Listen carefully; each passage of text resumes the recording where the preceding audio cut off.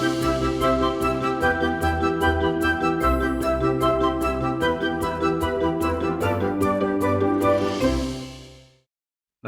Hello money nine में आप सभी का स्वागत है। मैं हूं सुमित और हफ्ते का दूसरा कारोबारी सत्र भारतीय बाजारों में आज खरीदारी तो है, लेकिन कोई बहुत ज्यादा एक्साइटमेंट नहीं है। आप ये कह लीजिए कि फ्लैट साइड पे मार्केट्स कामकाज कर रहे हैं। स्टॉक स्पेसिफिक स्टोरी जरूर चल रही है, लेकिन हाँ, फ्लैट साइड पे अदरवाइज मार्केट कामकाज करते हुए सेंसेक्स करीब फ्लैट टू पॉजिटिव है, निफ्टी फ्लैट टू पॉजिटिव है, Nifty bank flat to negative है, मिड कैप इंडेक्स करीब 1/4% नीचे है, स्मॉल कैप इंडेक्स करीब करीब फ्लैट टू नेगेटिव साइड पे कामकाज कर रहा है।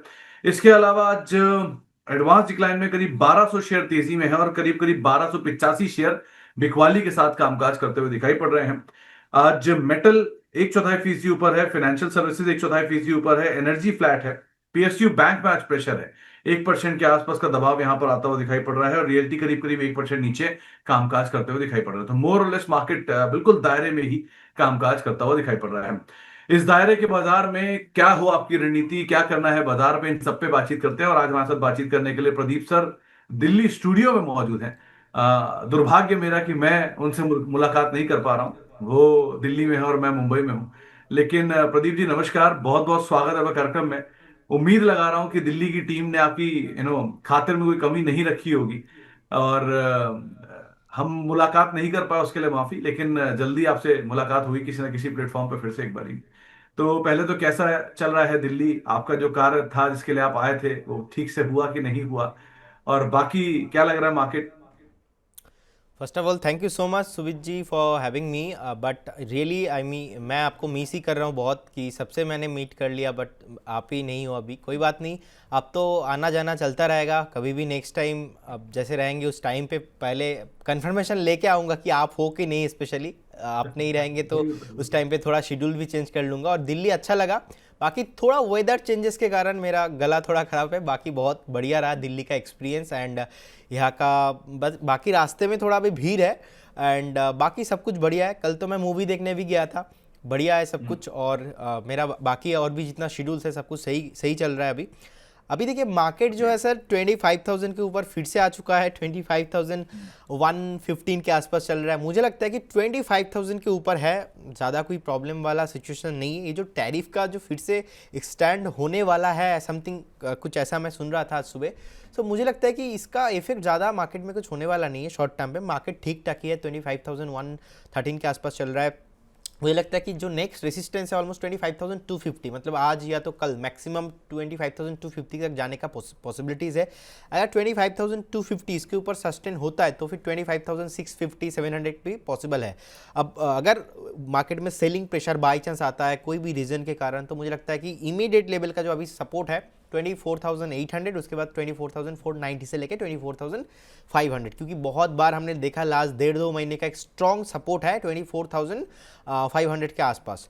सो मैं मार्केट में पॉजिटिव ही हूँ सच। मुझे कुछ नेगेटिव नहीं लग रहा है अभी। न्यू ज़्यादा क्या है, लास्ट 4-5 दिन से हमने देखा जो थोड़ा ज़्यादा वॉलेटाइल है।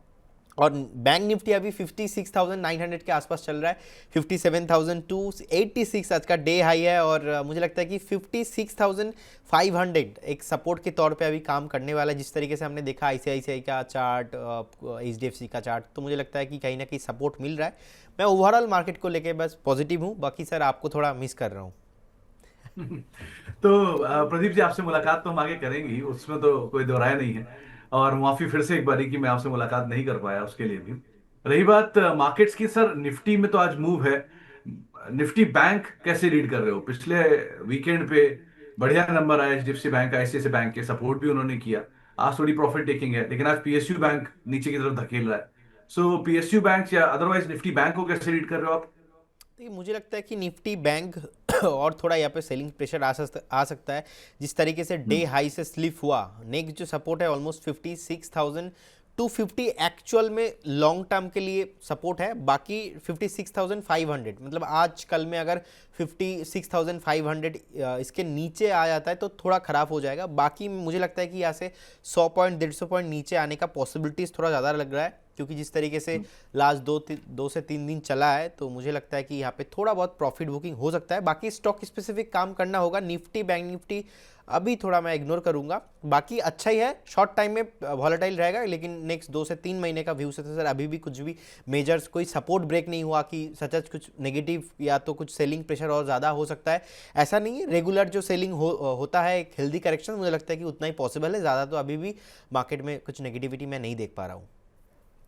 तो मार्केट में बहुत ज्यादा कुछ नेगेटिव नहीं है, लेकिन हाँ, रेगुलर जो मूव है वो मार्केट में जरूर दिखाई पड़ रहा है। स्टॉक स्पेसिफिक स्टोरी काफी चल रही है। चलिए, अब सवाल जवाब का सिलसिला शुरू करें। उससे पहले जरा निफ्टी के गेनर लूजर आप स्क्रीन पर लेकर आइए, किस तरह की स्थितियां वहां पर बन रही हैं। आज निफ्टी के टॉप गेनर में नाम शुमार है इटर्नल का। कल शाम को नंबर आए, मतलब कल बाजार के आखिरी में नंबर आए, और मार्केट ने रीड किए नंबर्स, बिटवीन द लाइन पसंद आए। आज एक बढ़िया तेजी, 10% का उछाल, ऑल टाइम हाई पे स्टॉक पहुंच गया। टाइटन, एचडीएफसी लाइफ, हिंडाल्को, यहां पर खरीदारी देखने को मिल रही है। गिरने वाले शेयरों में श्रीराम फाइनेंस है, आयशर मोटर है, अल्ट्राटेक, टाटा मोटर्स है, जहां पर आज दबाव देखने को मिल रहा है। मिड कैप में आज जहां पर अपमूव देखने को मिल रहा है, उसमें पेटीएम, ये इटर्नल के नंबर्स को बाजार पेटीएम के तौर पे रूप रीड कर रहा है, प्लस नाइका, ये दोनों में भी बाजार को लग रहा है कि शायद वैसे ही नंबर आएंगे। यूपीएल में खरीदारी है, विशाल मेगा मार्ट में आज खरीदारी देखने को मिल रही है। मिड कैप पे गिरने वाले शेयरों की अगर बात की तो आज प्रेशर आपको दिखाई पड़ेगा एयू बैंक में। कल के नंबर्स का इंपैक्ट आज भी यहाँ पे कैरी फॉरवर्ड है। वोल्टास, औरबिंदो फार्मा जहां पर प्रेशर है, सुप्रीम इंडस्ट्रीज में प्रेशर है।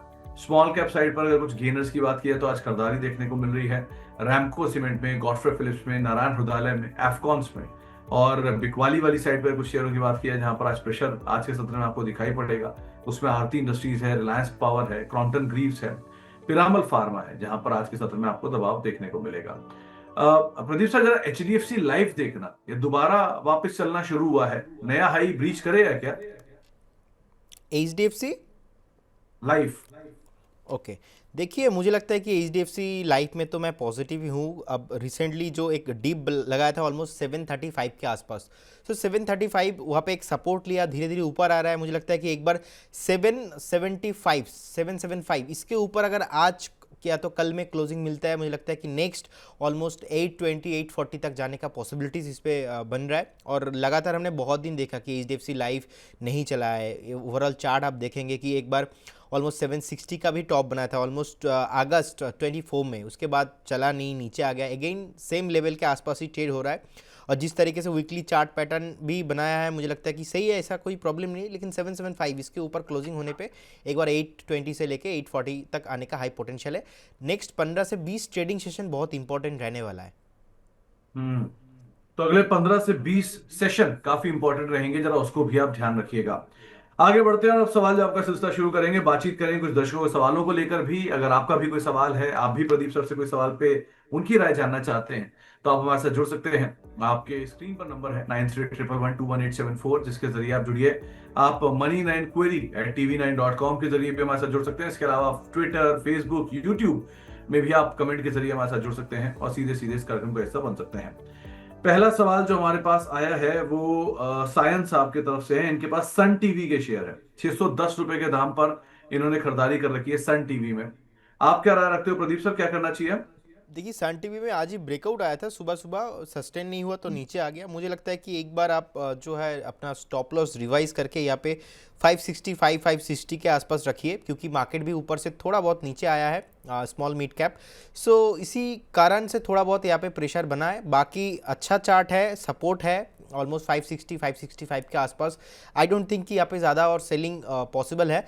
अगर 560 के नीचे जाता है तो इसका जो अभी पैटर्न बना था ना, ये पूरा खराब होने वाला है। सो बेस है, बेस फॉर्मेशन हुआ है, आपको वेट करना चाहिए। तो बेस फॉर्मेशन हुआ है, थोड़ा सा वेट करिए आप, समय दीजिए। ऐसी कोई खराबी नहीं है, बाजार थोड़ा नीचे है इसलिए भी नीचे आ गया है। शाहनवाज साहब जो कि हमारे मेंबर भी हैं, ये पूछ रहे हैं कि कला मंदिर का कोई स्टॉप लॉस और टारगेट आप इन्हें बताइए, तो अगर कोई सुझाव पाए तो। देखिए कला मंदिर का हमने कॉल दिया था, बाकी जो भी क्वेरी आ रहा है आई थिंक मेरा कॉल देख के ही बता रहे। कला मंदिर का कॉल दिया था और अच्छा चल रहा है। मुझे लगता है कि 177 का तो हाई भी है। सो मुझे लगता है कि 185 190 भी ऑल्सो पॉसिबल है। तो जिनके पास है बने रहिए, अभी तो चार्ट में ब्रेकआउट ही है। 162 161 के आसपास एक सपोर्ट है, तो यहाँ पे एक स्टॉप लॉस मेंटेन कीजिए, बाकी बने रहिए। तो बने रहिए। और कॉल में कोई खराबी नहीं है, थोड़ा समय आप यहाँ पर दे सकते हैं। इसके अलावा एक सवाल आया है तरुण अग्रवाल साहब का, प्रोटियन ई गवर्नेंस को लेकर इनका सवाल है। इन्होंने 50 शेयर ले रखे हैं 1770 रुपए के दाम पर, और काफी ज्यादा लॉस है, मतलब ये टॉप के आसपास ही खरीदारी है। सो अभी क्या किया जाए, स्टॉक में ऑलरेडी मतलब 700 रुपए आ चुके हैं, 1000 रुपए वाइप आउट हो गया, क्या करें अब इसमें? देखिए similar pattern to Ola electric, अब देखिए डेली वीकली मंथली तीनों सेम चीज़ है। अब मुझे लगता नहीं कि यहाँ पे रुकने वाला है स्टॉक, और भी नीचे आने का पोटेंशियल है यहाँ पे। सो एक बार जिनके पास है करेंट लेवल से एग्जिट करने का सलाह रहेगा। अभी 789 के आसपास चल रहा है, 788 के आसपास चल रहा है। मुझे लगता है क्लियर कट एग्जिट कीजिए, अभी बेस बनाया नहीं, कोई सपोर्ट है नहीं। हमने देखा था ऑलमोस्ट जब रिसेंटली 1280 के आसपास एक ब्रेकडाउन हुआ, लगातार ईच एंड एवरी वीक एक बियरिश पैटर्न बना है, रुकने का नाम नहीं ले रहा है। हो सकता है कि अभी हम 789 790 के आसपास बात करें, नेक्स्ट हफ्ता हम बात करें 750 के आसपास। सो यहाँ पे वेट करने का तो सर अभी कोई लॉजिक है नहीं, क्योंकि जहाँ पे बेस फॉर्मेशन एटलीस्ट नहीं होता है ना, तो दिक्कत होता है कि कितना नीचे जाएगा कोई नहीं बता सकता आपको। हमने ऐसे बहुत सारे स्टॉक के साथ देखा है, हमने नाइका के साथ भी देखा था, हमने पेटीएम के साथ भी देखा था, हमने टाटा टेक्नोलॉजी के साथ देखा है। तो ऐसे बहुत सारे स्टॉक्स जो न्यू लिस्टिंग होता है, अगर आईपीओ हाई के ऊपर सस्टेन नहीं हो पाता है ना, तो बहुत जोर से नीचे आता है। सो ये स्टॉक के साथ भी सेम हुआ है। अभी 790 के आसपास चल रहा है। मेरे ख्याल से आपको तो ये बिल्कुल बाई नहीं करना चाहिए, अवॉइड करना चाहिए। बाकी होल्डिंग पे भी है तो एक बार करंट जोन से एग्जिट करने का सलाह रहेगा। तो अगर होल्डिंग में है तो करंट जोन से आप एग्जिट कर सकते हैं। वैसे तो आपका बहुत ज्यादा ऊपर का लेवल की खरीदारी है, सो बेटर इसके आप कोई भी स्टॉप लॉस को कैरी करिए, वो ट्रिगर हो जाए तो निकल जाए, ज्यादा बेटर रहेगा। एक्युम ड्रग, ये अनुपम जी का एक सवाल आया है, इन्होंने इसमें खरीदारी कर रखी है, क्या करना चाहिए एक्युम ड्रग में? कौन सा स्टॉक बताए? ए एक्युम ड्रग, AKUM। एक एक ओके। देखिए मुझे लगता है कि 540 के आसपास चल रहा है, कंसोलिडेशन है, बेसिकली कंसोलिडेशन लंबा चलने वाला है। और कंसोलिडेशन का जो रेंज होगा वो बेसिकली 515 से लेके 565 के रेंज पे मुझे लगता है कि रेंज के अंदर फंसा हुआ है अभी। और मिनिमम और भी आपको 4 से 5 हफ्ता टाइम देना पड़ेगा। और इसमें सेम अगेन आईपीओ हाई उसके ऊपर सस्टेन नहीं कर रहा है, लगातार नीचे ही आ रहा है। सो मेरे ख्याल से आप एक बार स्ट्रिक्टली स्टॉप लॉस मेंटेन कीजिए 505 के आसपास। तो 505 it will be your stop loss. कभी भी हिट होता है तो निकल जाइए, फ्रेश बाय इस काउंटर पे नहीं लेना है। और ऐसा स्टॉक्स थोड़ा बहुत ध्यान रखिए जहाँ पे एटलीस्ट कोई ब्रेकआउट नहीं है, जहाँ पे पॉजिटिव जो है एक अप मूवमेंट नहीं आ रहा है। तो ऐसे स्टॉक्स में अगर आप निवेश करते हो तो कहीं ना कहीं वो लेट हो जाता है बहुत ज़्यादा, और आपको जो है कन्फ्यूज, मतलब आप आपके पैसे को कन्फ्यूज कर रहे हो सीधा सीधा। सो ऐसे स्टॉक्स थोड़ा बहुत अवॉइड कीजिए, फंडामेंटल टेक्निकल देख के उसके बाद ही एंट्री लीजिए। नागराज जी का एक सवाल आया है, इनके पास इन्वायरो इंफ्रा के शेयर हैं, 286 रुपए के दाम पे इनकी खरीदारी है। इनका कहना है ये शेयर चल नहीं रहा है, तो क्या यहां से निकल के स्विगी में चले जाएं? पहला सवाल। दूसरा, वो मेरा है, क्योंकि ये शेयर 190 रुपए से चल के ऑलरेडी 300 रुपए आया है अभी हाल में ही। सो इनके सर लिए नहीं एक चल रहा, लेकिन वेस्ट के शेयर चला है। सर एक जी। ब्रेकआउट आया, पहले मैं नाम बता देता हूँ, कंपनी का नाम है एसएमएल सुजू। तो बेसिकली SML अभी सुजू। हाँ 3644 3640 के आसपास चल रहा है। मुझे लगता है कि करंट जोन से बाई करना चाहिए, बहुत तेजी से ऊपर आ रहा है। मुझे लगता है कि इसका टारगेट 3715 होना चाहिए, 3715। Second target is 3785। दोनों टारगेट के लिए आप बाई करके जा सकते हो, क्योंकि बहुत तेजी से ऊपर आ रहा है। तो एक बार आप थोड़ा बहुत पेशेंस रखिए, जैसे ही थोड़ा हल्का होगा आप बाई कीजिए। स्टॉप लॉस थोड़ा लंबा मैं दे रहा हूँ, स्टॉप लॉस रहेगा इसमें 3570 स्टॉप लॉस मेंटेन कीजिए। मुझे लगता है कि 3785, मतलब यहाँ से भी 100 पॉइंट नेक्स्ट 2 से 3 दिन में मैक्सिमम पॉसिबल है। चलिए, आपकी बात को थोड़ा और सपोर्ट कर देता हूं मैं। SML इसूजू, यानी कि स्वराज माजदा लिमिटेड इसूजू, इसके अभी अभी नंबर आए थोड़ी देर पहले, और नंबर्स रोबस्ट आए, जिसकी वजह से ये शेयर चल रहा है। नंबर्स में अगर देखा जाए तो करीब 845 करोड़ रुपए का रेवेन्यू आया है, जो कि 746 करोड़ रुपए से बढ़कर आया है। Y Y Q on Q 771 crore से बढ़ के 846 करोड़ रुपए का नंबर आया है। ऑपरेटिंग प्रॉफिट के लिहाज से करीब 90 करोड़ का प्रॉफिट इस बार ऑपरेटिंग प्रॉफिट दिया है कंपनी ने, जो कि पिछले क्वार्टर में 71 करोड़ था, उससे पहले वाले साल में 61 करोड़ था। और अगर मुनाफे की बात करी जाए तो मुनाफा करीब करीब 67 करोड़ का इस बार आया है। पिछली तिमाही में 53 करोड़ था, और उससे पहले वाले साल में 46 करोड़ था। तो मुनाफा बढ़ा, ऑपरेटिंग प्रॉफिट बढ़ा, रेवेन्यू बढ़ा, जिसकी वजह से स्टॉक में इतनी बड़ी तेजी आई है। और अब ये प्रदीप सर टेक्निकली भी इसको सब्सटेंशिएट कर रहे हैं कि यहां से 100 रुपए का पोटेंशियल अपसाइड और खुलता हुआ दिखाई पड़ेगा। इस लिहाज से आप SML इसूजू पे अदरवाइज नजर रखिएगा। नंबर्स उन्होंने देखे नहीं थे, उन्होंने सिर्फ चार्ट देखा था। नंबर मैंने इसके यहाँ पर आपके सामने रख दिए हैं। सो प्रदीप सर, एसएमएल इसूजू हुआ, एक बढ़िया तेजी उम्मीद यहाँ लगाई भी जा रही है। अगला नाम, ये जो दो सवाल थे वो था इन्वायरो इंफ्रा पर और स्विगी पर, क्या किया जाए? देखिए स्विगी का तो आज सुबह हमने कॉल भी दिया था संदीप जी के साथ, और इंटरडे पे प्रॉफिट भी बुक कराया था। 410 में 11 में दिया था, 425 में प्रॉफिट बुक कराया था। मुझे लगता है अगर आप देखिए थोड़ा बहुत ऊपर से नीचे आया है आज, बट द थिंग इसकी जिस तरीके से स्ट्रक्चर घूमा है, बेस बना है, स्टॉक नेक्स्ट 2 से 3 महीना टाइम दीजिए, 450 470 आते हुए दिखेंगे, क्योंकि जोमेटो भी अच्छा चल रहा है और मुझे लगता है कि पीछे पीछे अभी स्विगी भी आने वाला है। सो डेफिनेटली आपके पास होना चाहिए। एंड आप अगर करेंट जोन से भी बाई करना चाहते हो तो करके जा सकते हो। इस केस में स्टॉप लॉस आपको 385 में रखना है। 450 470 कमिंग सून, 2 से 3 महीने का व्यू रखिए। और इस स्टॉक, और एक स्टॉक बताया सर आपने? दूसरा नाम था इन्वायरो infra, okay. ENVIRO, इन्वायरो infra, EIEL इसका कोड होगा। तो यहां पर देखिए, इन्होंने खरीदारी कर रखी, इनका कहना है चल नहीं रहा है, क्या करा जाए इसमें? देखिए एक रिसेंटली टॉप बना है ऑलमोस्ट 305 के आसपास, तो मुझे लगता है कि 305 अगर इसके ऊपर क्लोजिंग होता है तो फिर यहाँ पे मोमेंटम आने वाला है। बाकी ये जो रिसेंटली 305 के आसपास एक रेसिस्टेंस बना है, 4 से 5 हफ्ता ऐसे ही कंसोलिडेशन में रहने वाला है। कोई भी स्टॉक आप मैक्सिमम देखेंगे कि टॉप होने के बाद अगर हल्का होता है, सो वहाँ पे एक बार जो है consolidation time minimum 6 week to 8 weeks तो टाइम लगता है। तो अभी स्टॉक नहीं चलने वाला। स्टॉक हो सकता है कि और भी थोड़ा डाउन साइड आपको देखने को मिले। 270 265 भी आने का पोटेंशियल है। आप एक बार 255 का स्टॉप लॉस हो रहा है, क्योंकि स्टॉप लॉस इसका नियर पे नहीं है, तो 255 स्टॉप लॉस के साथ बने रहने का सलाह होगा इसमें। तो 255 का स्टॉप लॉस लगाइए, बने रहिए। और दूसरा विकल्प आपने स्विगी पूछा, उसको लेकर भी राय आपको प्रदीप सर ने ऑलरेडी दे दी है। इसके अलावा प्रदीप सर, किरण बुधवार जी पूछ रहे हैं कि एसबीआई में क्या करें। आप तो यहां आ गए, कोलकाता वही रह गया, क्या किया जाए एसबीआई में? देखिए सर, मुझे लगता है कि एसबीआई जैसे बैंक एटलीस्ट आपके पास होना चाहिए। एंड डेफिनेटली जिस तरीके से हमने देखा कि लास्ट 4 से 5 साल का आरओआई, और मुझे तो बहुत फेवरेट लगता है एसबीआई। इस बीच थोड़ा नीचे आया है, मार्केट वॉलेटाइल है थोड़ा, और पीएसयू भी नहीं चला। और आज तो पीएसयू में भी थोड़ा बहुत सेलिंग प्रेशर देखने को मिल रहा है। 816 चल रहा है। टेक्निकली देखा जाए तो मुझे लगता है कि एक बार 785 790 भी आना पॉसिबल है। तो लेकिन जो टारगेट बन रहा है इमीडिएट लेवल पे, नेक्स्ट अगर मैं 3 से 4 महीने का बात बोलूँगा तो मुझे लगता है कि एक बार 845 से लेके 850 डेफिनेटली आ सकता है, क्योंकि लास्ट टाइम ऑलमोस्ट 860 के लेवल से स्टॉक घूम के नीचे आया था। सो अगर 850 का लेवल एक बार क्रॉस होता है तो उस केस में आपको ऑल टाइम भी हाई आते हुए दिखेंगे।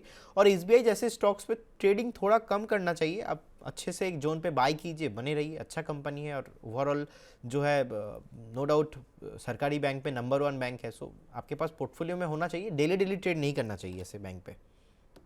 हम्म तो एसबीआई जैसे बैंक को आप इन्वेस्टमेंट के तौर पे देखिए, वो ज्यादा बेहतर है। डेली डेली भाव देखेंगे तो बहुत शायद इसमें फर्क नहीं पड़ेगा, लेकिन अगर आप समय दे सकते हैं तो आप जरूर बने रह सकते हैं। एक सवाल आया है शुभ्रा जी का, ये नायका में एंट्री करना चाह रही है। वो हुआ क्या प्रदीप सर, इटर्नल के चलते ही जोमैटो हुआ, पेटीएम हुआ, नायका हुआ, सब एकदम से खड़े हो गए, सबको पसंद आने लग गया। सो क्या करना चाहिए? क्योंकि ऐसा तो नहीं है कि नंबर तो सिर्फ इटर्नल ने दिए हैं, इसका मतलब ये नहीं है सब अच्छे नंबर देने लग जाएंगे। तो करें क्या एग्जैक्टली इटर्नल सुमित इसमें? जी, आपने देखिए एक चीज़ अगर ध्यान से देखेंगे आप, और ऑब्वियसली आई थिंक आपने ऑब्जर्व भी किया है, जब भी जो न्यू स्टार्टअप वाले कंपनी थे ना, कोई भी कंपनी चला नहीं, और जब भी चलने लग रहा है तो सारा सारा कंपनी भागने के लिए रेडी हो रहा है। मुझे लगता है कि इस स्टॉक भी ब्रेकआउट अभी देने के लिए रेडी हो रहा है। इनफैक्ट एक रेसिस्टेंस है ऑलमोस्ट 2 to 8 के आसपास।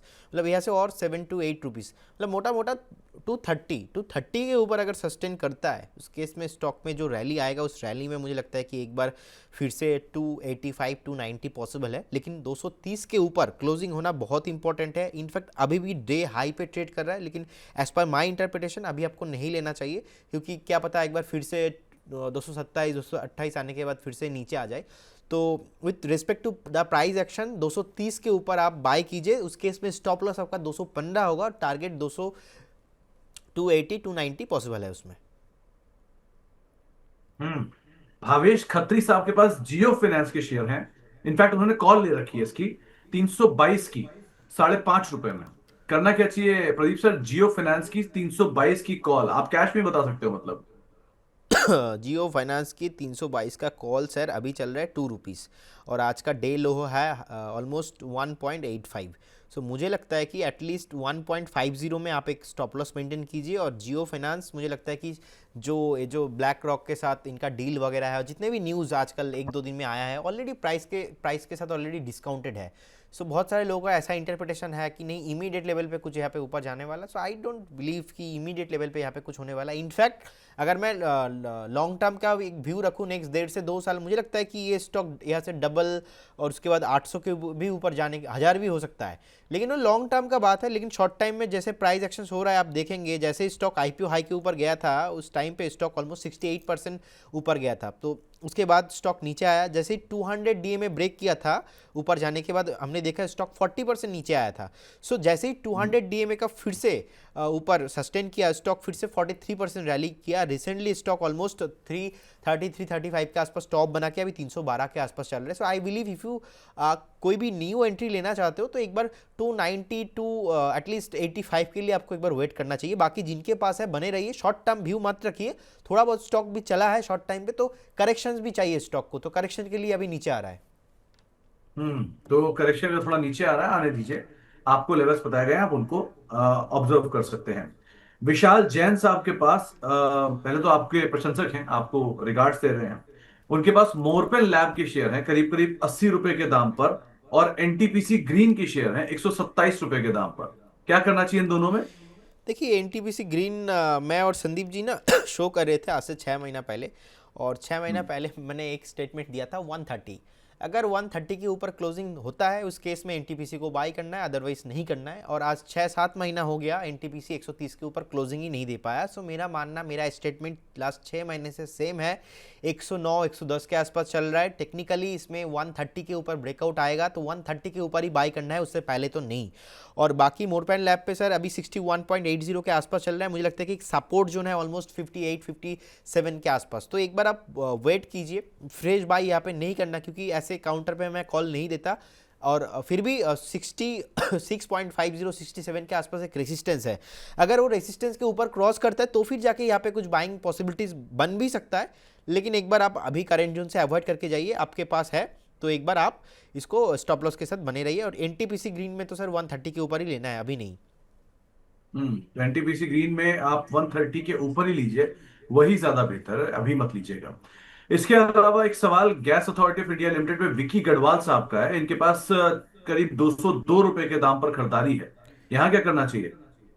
ओके देखिए मुझे लगता है कि एक बार अगर आपके पास है तो बने रहिए। सॉरी सुमित सर, मेरा ना गला थोड़ा ख़राब हो गया है तो बार बार थोड़ा मैं ऐसे कर रहा हूँ, ठीक है। सो मुझे लगता है कि आप बने रहिए। जिस तरीके से हमने देखा कि बेस बनाने के बाद धीरे धीरे एक कंसोलिडेशन जोन पे अभी नहीं चलने वाला। मुझे लगता है कि एक रेंज में फंसा हुआ है। आप देखिए 195 ऊपर जाता नहीं है और नीचे 160 के नीचे आता नहीं है। सो ये जो है बेसिकली एक कंसोलिडेशन में अभी चल रहा है। तो ये कंसोलिडेशन कब तक चलेगा, मुझे लगता है कि नेक्स्ट एटलीस्ट तो 1.5-2 महीना और भी चलने का पोटेंशियल है। सो 195 196 इसके ऊपर क्लोजिंग पे इस पर रैली आने वाला है। बाकी जिनके पास है फंडामेंटली अच्छा है, ऐसा कोई प्रॉब्लम नहीं, बने रहिए। बने रहिए, कोई ऐसी दिक्कत नहीं है। ऑब्वियसली कंपनी बढ़िया है, डिविडेंड पेइंग कंपनी है, one of the largest PSUs हैं।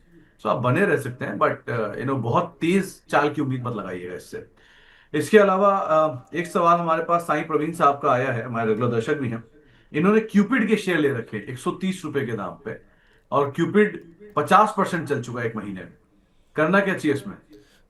डेफिनेटली क्यूपिड का जो सीईओ है, मैंने उनसे मिला था आज से लगभग 6 महीना पहले एक इवेंट पे। अच्छा, कंपनी भी बहुत बढ़िया, और फंडामेंटली भी देखिए जिस तरीके से ब्रेकआउट आया है, फंडामेंटल रिजल्ट आया था लास्ट 1 क्वार्टर का, और देखिए टेक्निकली भी सस्टेन हो रहा है। एंड 136 137 के आसपास एक ब्रेकआउट आया रिसेंटली वीकली चार्ट पे, और उसके बाद धीरे धीरे अभी सस्टेन भी कर रहा है। 147 है, मुझे लगता है कि ये स्टॉक फिर से 185 190 कमिंग सून है। तो जिनके पास है बने रहिए, चाहो तो फ्रेश बाई भी करके जा सकते हो, लेकिन विद स्टॉप लॉस ऑफ 125 एक साइकोलॉजिकल लेवल है।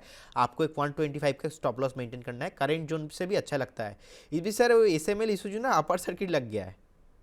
हम्म एक बार जरा एसएमएल इसूजू का चार्ट लेके आइए। ये बात सही है कि एसएमएल इसूजू में अपर सर्किट लग गया, वो नंबर्स ऐसे रोबस्ट आए थे। और प्लस प्रदीप सर ने जब मोहर लगा ही दी है तो उसके बाद तो सर्किट लगना ही था। सो आज का तो अपर सर्किट लग गया। अब लेट्स सी कल क्या जाता है, लेकिन जिस तरह का सर्किट लगा है, लग रहा है कि वो 100 रुपए का अपसाइड यहाँ पे और खुलता हुआ दिखाई पड़ेगा। इनफैक्ट एक बारी ये प्रदीप सर जरा दो चार्ट का कंपैरिजन करना।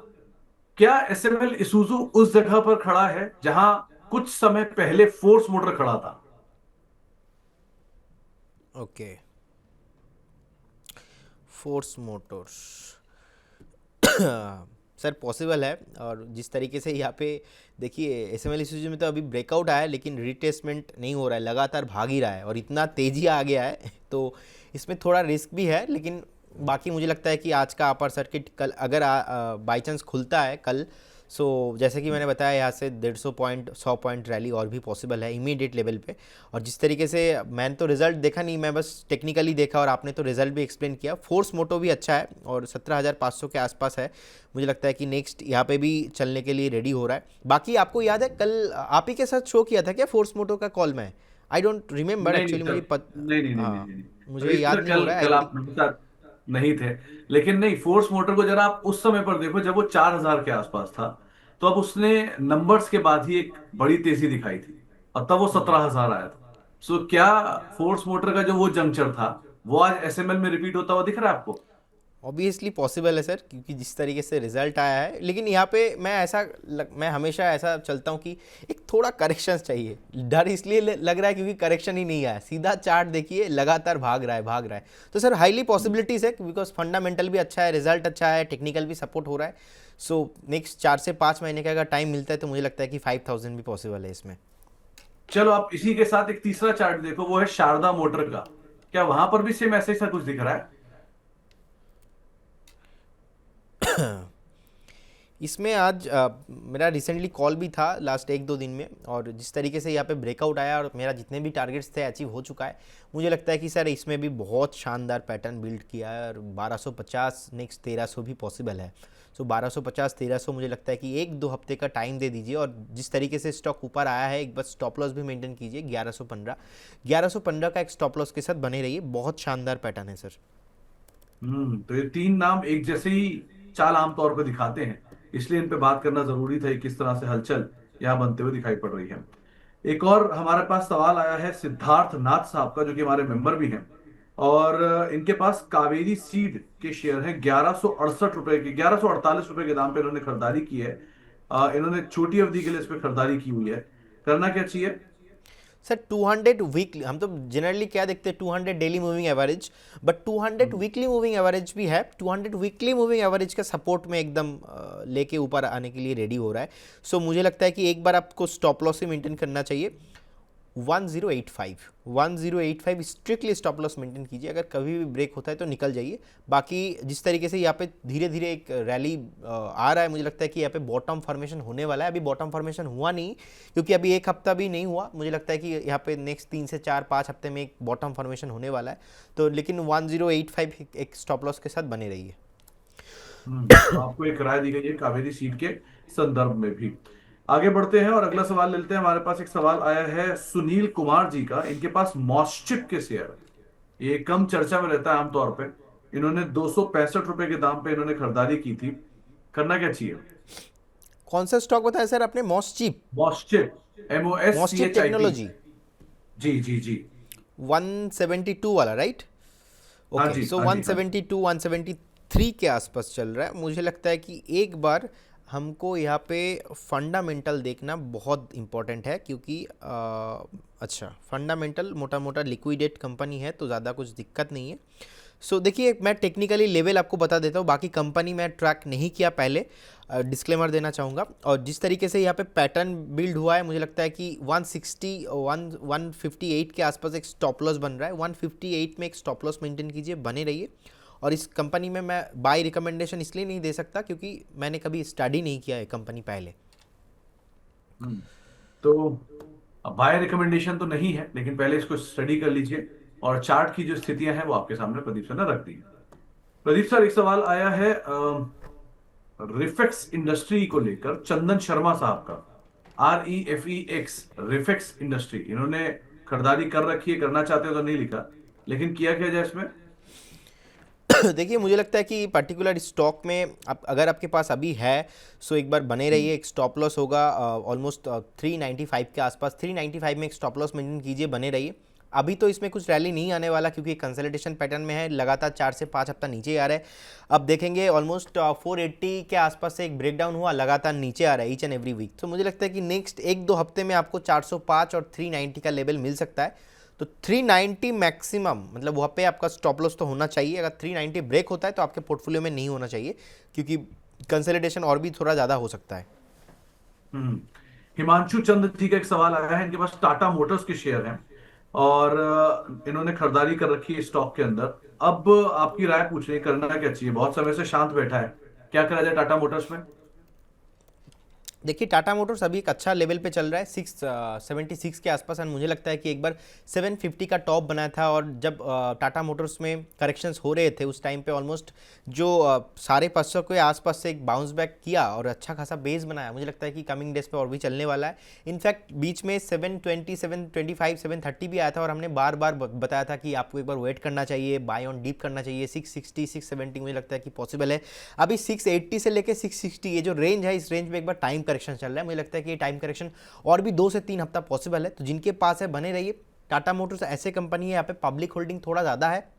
आप देखेंगे जहाँ पर भी पब्लिक होल्डिंग आजकल थोड़ा ज़्यादा हो रहा है, स्टॉक इजीली नहीं चल रहा है। सो आई बिलीव कि फंडामेंटल अच्छा है, टेक्निकल भी बढ़िया चल रहा है, अभी ऐसा कोई प्रॉब्लम नहीं है। नेक्स्ट जो टारगेट बन के आ रहा है वो है 740, 750 के अराउंड।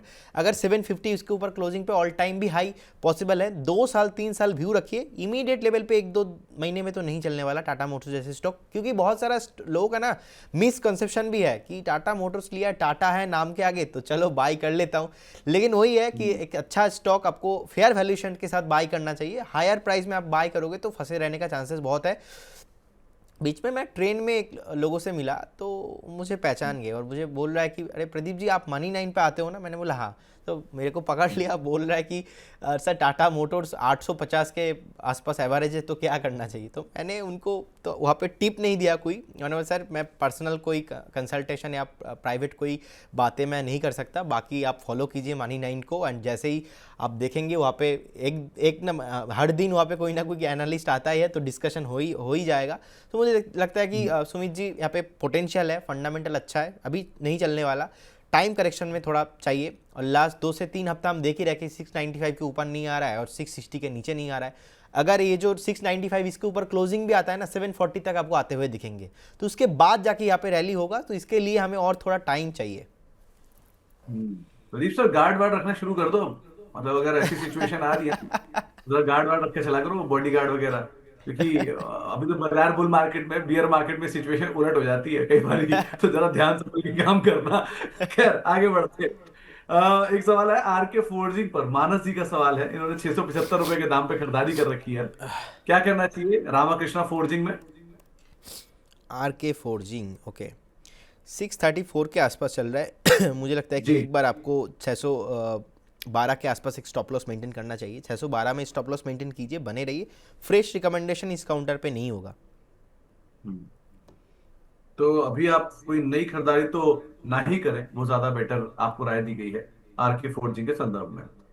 इसके अलावा एक सवाल ड्रीम फोक्स पे आया है किरण जी का। ये फॉलिंग नाइफ है, अगर आप चार्ट देखोगे तो लगातार टूट रहा है शेयर। क्या यहाँ कहीं स्टेबल होना चाहिए इसको? नहीं लगता है सर, मुझे नहीं लगता है कि ये स्टॉक फिर से 115, 120 आने का पोटेंशियल है, क्योंकि जिस तरीके से टूट रहा है, जिस तरीके से ब्रेकडाउन है। सो आई डोंट नो न्यूज़ क्या है इसमें, बट टेक्निकली इसमें तो मैं बाय रिकमेंडेशन नहीं दूंगा। जिनके पास है करेंट जोन से एग्जिट करने का ही सलाह होगा, क्योंकि बेस नहीं है कुछ। ये आज हम 145 में बात कर रहे, क्या पता नेक्स्ट 2 हफ्ते में 120, 115 के आसपास आ जाए। तो बिल्कुल भी आपके पास तो होना नहीं चाहिए। हम्म। तो अभी आप अवॉइड करिए इसको। और एक बीच में न्यूज फ्लोज जो थी इनके बिजनेस को लेकर इश्यूज आए थे, जिसके बाद से लगातार ये फॉल आता हुआ दिखाई पड़ रहा है। आरबीएल के शेयर हैं आशीष जी के पास, जो कि हमारे मेंबर भी हैं। 1600 शेयर इन्होंने लेके रखे हुए हैं, क्या करना चाहिए इसमें? आरबीएनएल बताया राइट? आरबीएल आरबीएल बैंक 224 पे अच्छा, खरीदारी है इनकी। RPL bank, okay okay okay. Okay, 256 257 के आसपास चल रहा है। मुझे लगता है कि जिनके पास है अभी थोड़ा बने रहिए। सच्चा अभी तो कुछ मोमेंटम यहाँ पे नहीं आने वाला, क्योंकि जो रिसेंटली टॉप था ऑलमोस्ट 270 के आसपास था। थोड़ा बहुत यहाँ पे जो है हेल्दी करेक्शंस पॉसिबल है, और जिस तरीके से ये एक टॉप बना के नीचे आ रहा है, मुझे लगता है कि और थोड़ा नीचे आना सर इसमें पॉसिबल है। 245 240 तो कमिंग सून है, तो घबराने का कोई बात नहीं है, क्योंकि जिस तरीके से स्टॉक में रैली भी हुआ था, आप देखेंगे 176 से लगातार 280 हो गया, तो 100 पॉइंट तो चल गया। तो यहाँ पे अगर 20 पॉइंट 30 पॉइंट करेक्शंस में आता है तो हेल्दी करेक्शन के तौर पे मैं देखूंगा। तो अगर कोई भी करेक्शन आता है तो हेल्दी करेक्शन के तौर पे आप इसे देख के चलिए, ज्यादा बेटर है। पार्थनाथ साहब पूछ रहे हैं केपीआई ग्रीन में क्या करें। 546 रुपए के दाम पे नहीं खरीदारी है, और बहुत समय से अब इनमें चाल नहीं आ रही किसी भी केपी ग्रुप की कंपनी में। क्या किया जाए केपीआई ग्रीन में? देखिए, बने रहिए, चार्ट स्ट्रक्चर अच्छा है। मुझे लगता है कि नेक्स्ट इसमें 585 एंड 595 600 के आसपास आने का हाई पोटेंशियल है। जिस तरीके से एक बेस बनाया, आप देखेंगे कि लास्ट जो पैनिक एक लो था ऑलमोस्ट 470 के आसपास, तो वहाँ से बाउंस बैक करके ऊपर आ रहा है। तो अच्छा है, बने रहिए, अच्छा पैटर्न बना है। तो 595 600 के आसपास आने का हाई पोटेंशियल है। करेंट जोन से आप बाई भी करके जा सकते हो, अच्छा कंपनी है। हम्म तो आप बाय करके जा सकते हैं, अच्छी कंपनी है। अगर आप नए यहाँ पर खरीदारी करने की इच्छा रख रहे हैं, फिलहाल आप बने रहिए, कोई दिक्कत नहीं है इसमें। विशाल जैन साहब ने आपके लिए एक मैसेज भेजा है। Pradeep sir, thank you for your guidance, you are a great analyst and please suggest a stock for in defence sector. तो कोई डिफेंस का स्टॉक इन्हें सुझाइए। देखिए, first of all thank you so much. बाकी मेरा कोशिश हमेशा यही रहता है कि मैं हर दिन खुद को डेवलप कर रहा हूँ, हर दिन खुद को और बेटर बना रहा हूँ, क्योंकि मुझे लगता है कि नेक्स्ट न्यू बेटर कैसे मैं खुद को डेवलप कर सकता हूँ, मैं उसके पीछे ही काम कर रहा हूँ। और हो सके कि नेक्स्ट 5 साल में मैं और भी ज़्यादा ग्रो कर जाऊँ। एंड बहुत बहुत thank you so much Sumit ji, आपको एंड इंटर्न मनी 9 टीम को एंड सारे व्यूअर्स को, जो इतना प्यार मुझे मिला है। रियली मतलब मैंने तो सोचा नहीं था, जब स्टार्टिंग में सर 1-2 शो कर रहे थे, मैंने सोचा था कि चलो 1 दिन करेंगे हफ्ते में, उसके बाद ठीक है। लेकिन जिस तरीके से रिस्पॉन्स आना स्टार्ट हो गया, वो एक इंटरनल मोटिवेशन होता है ना, वो बस वो मोटिवेशन अभी एक्टिव हो चुका है। लेकिन डिफेंस में मुझे लगता है कि BEL एक ऐसा कंपनी है जो मल्टीवेगर होने का चांसेस रखता है। जिस तरीके से ऑर्डर बुक है, जिस तरीके से फंडामेंटल है। अभी इस बीच हमने देखा था कि 430 428 भी आया था, वहाँ से थोड़ा बहुत करेक्शंस आया, इंटर डिफेंस काउंटर पे करेक्शंस आया, तो अभी 402 के आसपास चल रहा है। मुझे लगता है कि आप यही जोन से बाय करके जा सकते हो। Simple, if you want to buy in defence sector, तो BEL एंड HAL दोनों स्टॉक मेरा फेवरेट है। दोनों स्टॉक मुझे लगता है कि डिफेंस में टॉप रह सकता है आपके लिए। 4780 के आसपास चल रहा है अभी करंट जोन से। दोनों स्टॉक पे ही आप if you want to invest, suppose example 1 lakh, आप 20% इन्वेस्ट कीजिए। बाकी प्लान बी, कभी भी अगर HAL जैसे स्टॉक 4400 4500 के आसपास आता है तो उस जोन पे एक्यूमुलेशन कीजिए, और BEL 385 380 के आसपास आता है तो उस टाइम पे एक्यूमुलेशन कीजिए। तो पहला आप एज ए इंस्टॉलमेंट बाइंग पे आप 20% इन्वेस्ट कीजिए, बाकी 80% एक बार वेट कीजिए, क्योंकि मार्केट देखिए, मार्केट मुझे अच्छा ही लग रहा है, मार्केट खराब नहीं है। लेकिन डिफेंस सेक्टर में जिस तरीके से लास्ट 1.5 से 2 महीना चला है, मुझे लगता है कि कहीं ना कहीं अभी भी थोड़ा बहुत रैली इसमें बाकी है। तो फॉर द सेफ साइड थोड़ा बहुत प्लान बी रखिए, कैश मेंटेन कीजिए, और हर एक डीप में आप एक्यूमुलेशन कीजिए। हम्म नहीं प्रदीप सर, आपने बोला ना कि आप 5 साल में अपने आप को बेहतर बनाओगे और बेहतर हो जाओगे, ऐसा लगता है। ऐसा होगा नहीं सर, होगा ही होगा। मतलब अगर आप एक कदम भी रोज चलते हो तो धीरे धीरे चलते चलते कई किलोमीटर पार हो ही जाते हैं। तो ऐसी कोई दिक्कत नहीं है, आप बढ़िया ग्रो करते रहो, ऐसे ही आगे बढ़ते रहो और बेहतर होते रहो, लोगों के पैसे बनवाते रहो, ज्यादा बड़े बनते जाओ, हमें बस भूल मत जाना, यही कहूंगा। और रही बात और बेटर होने की, तो पहले तो तबीयत बेटर करो। दिल्ली आके अगर आप तबीयत खराब हो गई तो घर वाले बोलेंगे पता नहीं क्या हो गया, दिल्ली में ख्याल नहीं रखा गया, घर तो वाले उसके लिए सर तो हमें शो देख रहा है और बोल रहा है क्या तबीयत बनाया है, डांट रहा है, मम्मी घर से मैसेज आया हाँ है। वही मैं बोल रहा हूँ कि अभी हम वहाँ ख्याल नहीं रख पाए, यही सुनना पड़ेगा हमें। खैर, लेकिन कोई बात नहीं, अगली बार थोड़ा बेहतर ख्याल रखा जाएगा इसके लिए। अ, आगे बढ़ते हैं अगले सवाल की तरफ। शक्ति पंप आशीष कमल साहब ने लिया हुआ है 992 रुपए के दाम पर। ये पीछे बहुत चला था, वापस ठंडा हो गया, क्या किया जाए इसमें? सर कौन सा स्टॉक बताया? शक्ति पंप, शक्ति पंप। शक्ति ओके, देखिए शक्ति पंप मुझे लगता है कि 918 के आसपास चल रहा है। अब जिनके पास है थोड़ा और कंसोलिडेशन लंबा चलने वाला है 876 के आसपास, 878 के आसपास मुझे लगता है कि कमिंग सून है, आना चाहिए। एक रिसेंटली जो टॉप बनाया था ऑलमोस्ट 1016 1020 के आसपास बना था टॉप, तो टॉप बनाने के बाद धीरे धीरे नीचे आ रहा है। मुझे लगता है कि और थोड़ा नीचे करेक्शन पॉसिबल है, बाकी फंडामेंटली अच्छा लगता है कंपनी। अभी जिनके पास है बने रहिए विथ स्टॉप लॉस ऑफ 860, और एक बार आपको 875 885 भी आने का पोटेंशियल इसमें है। तो आपके लिए राय शक्ति पंप के संदर्भ में दी गई है। एक सवाल आया है यूनिमेक एरोस्पेस को लेके, नीतू त्यागी जी के पास है, ये आईपीओ में इनको मिला है, क्या आप इसमें एवरेज करें, क्योंकि वो तो स्ट्रेटेजी तो आपकी यहाँ वैसी फेल हो रही होगी, क्या किया जाए यूनिमेक में?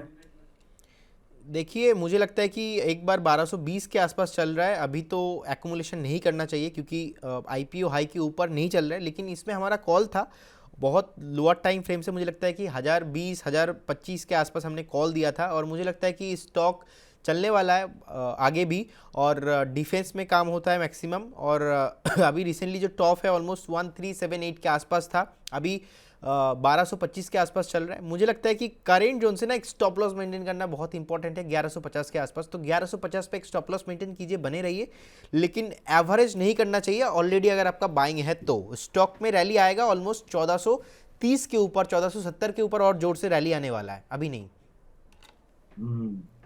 तो अभी नहीं, थोड़ा सा समय दीजिए। एक सवाल मोहम्मद यासिन साहब का आया है, ये पूछ रहे हैं डिजिटाइड में क्या करें। 100 शेयर लिए 262 रुपए पर, और एक महीने का इनका नजरिया है। ये डिजिटाइड हाल की ही डीमर्ज्ड आर्म है, और बढ़िया चला है शेयर, करना क्या चाहिए इसमें? देखिए बेसिकली मुझे लगता है कि एक बार 268 269 के आसपास चल रहा है। अभी मैं विवेक जी के साथ शो कर रहा था, वहाँ पे ही मैंने कॉल दिया था ऑलमोस्ट 275 का पहला टारगेट और 285 का सेकंड टारगेट। तो पहला टारगेट और सेकंड टारगेट अचीव नहीं हुआ, पहला टारगेट तो आ चुका है। सेकंड टारगेट के लिए मुझे लगता है कि एक बार 7 से 8 दिन आपको वेट करना चाहिए। अब बाकी जिनके पास है बने रहिए, शानदार पैटर्न बिल्ड हुआ है वीकली चार्ट, डेली चार्ट में। इनफैक्ट आईपीओ हाई, जैसे कि मैं हमेशा बोलता हूँ, आईपीओ हाई के ऊपर भी सस्टेन कर रहा है, सो डेफिनेटली इसमें पॉसिबिलिटीज बहुत हाई है। आप स्टॉप लॉस के साथ बने रहिए, स्टॉप लॉस आप थोड़ा लंबा रखिए, 240 के आसपास रखिए अगर आपका इन्वेस्टमेंट व्यू है तो। जिस तरीके से स्ट्रक्चर बिल्ड हो रहा है, मुझे लगता है कि 285 उसके ऊपर 300 के ऊपर भी बहुत जल्दी से जाने वाला है। एक सवाल आया है प्रकाश जी का, इनके पास बीएमडब्ल्यू के शेयर हैं, 1600 शेयर हैं, करीब 51 या 52 रुपए की रेंज में इन्होंने खरीदारी की है, करना क्या चाहिए? चल नहीं रहा अभी, हाल फिलहाल में बहुत समय से दायरे में ही है। BMW राइट, देखिए बीएमडब्ल्यू 1100 करोड़ के आसपास तो मार्केट कैप है, ज़्यादा नहीं है, और मुझे लगता है कि ये स्टॉक आपके पोर्टफोलियो में एटलीस्ट अब चाहो तो इग्नोर ही करो। बी कैटेगरी वाला स्टॉक है और लगातार नीचे ही आ रहा है, और जिस तरीके से डेली पैटर्न है बहुत ही ख़राब है। हमने देखा कि 75 से एक टॉप बनाया, उसके बाद 65 50 के आसपास चल रहा है। तो एक बार आप एग्जिट कीजिए यहाँ से, बेटर होगा, अवॉइड कीजिए। बाकी अगर आप चाहते हो कि नहीं मैं होल्ड करके रखूँ, आई डोंट थिंक कि यहाँ पे ज़्यादा कुछ होने वाला है। तो बहुत ज्यादा कुछ उम्मीदें नहीं है आपके लिए, राय यही कि आप प्रकाश सर यहाँ से निकल सकते हैं। इंद्रनील जी पूछ रहे हैं कि तिलक नगर इंडस्ट्री में क्या करें, होल्ड करें या अदरवाइज? कल कुछ चला भी था शेयर 10% ऊपर, बाद में खबरें भी आई, कुछ रेट्स की खबरें थी, कंपनी में स्टॉक ऊपर से नीचे भी आया था, अभी क्या किया जाए? देखिए आज तो सुबह मैंने, आई थिंक उन्होंने इसीलिए पूछा क्योंकि मैंने कॉल भी दिया था, और स्टॉक अब जो पहला टारगेट था ऑलमोस्ट 452 के आसपास अचीव हो चुका है। सेकंड टारगेट मुझे लगता है कि 475 480 ऑल्सो पॉसिबल है, तो जिनके पास है बने रहिए। करंट जोन से बाई करना थोड़ा बहुत हाई वैल्यूएशन हो रहा है, तो इसीलिए एक बार अवॉइड करने का सलाह रहेगा करंट जोन से। बाकी जिस तरीके से आज 458 के आसपास एक टॉप बनाया, मुझे लगता है कि और रैली इसमें बनने का पॉसिबिलिटीज़ बहुत हाई है, बने रहिए।